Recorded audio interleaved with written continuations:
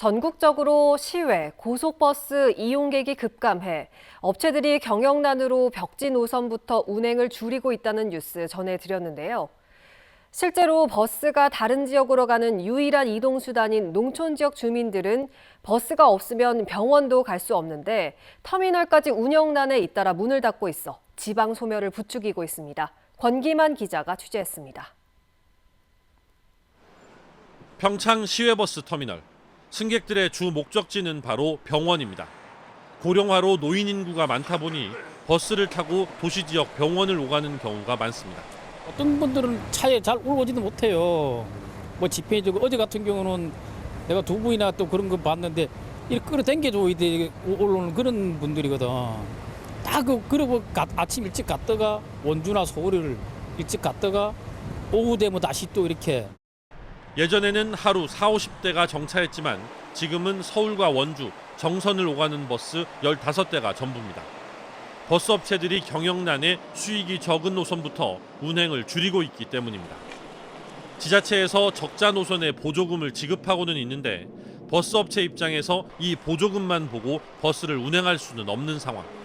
젊은 사람은 없고 거의 다 노인이잖아요. 그러니까 그런 사람들을 봐가지고는 버스가 다녀야 좋은데 뭐 현실이 뭐 좀 안 좋다 보니 그것도 뭐 업인데 장사가 돼야지 그 버스도 좀 뭐 늘리든지 하는데 그것도 안 되고 이러니.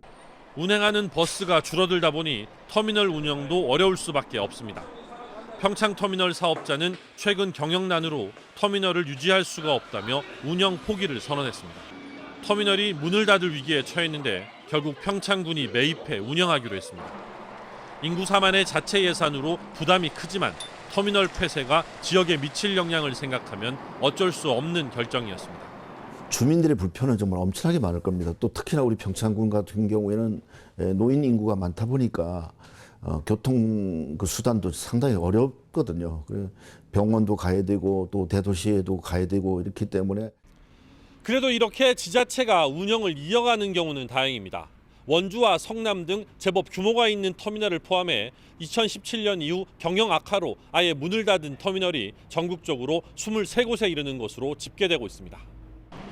경영난에 버스 업체는 벽지 노선 운행을 줄이고 터미널까지 폐쇄 위기에 처하면서 결과적으로 농촌 지역의 인구 소멸을 부추기고 있는 상황.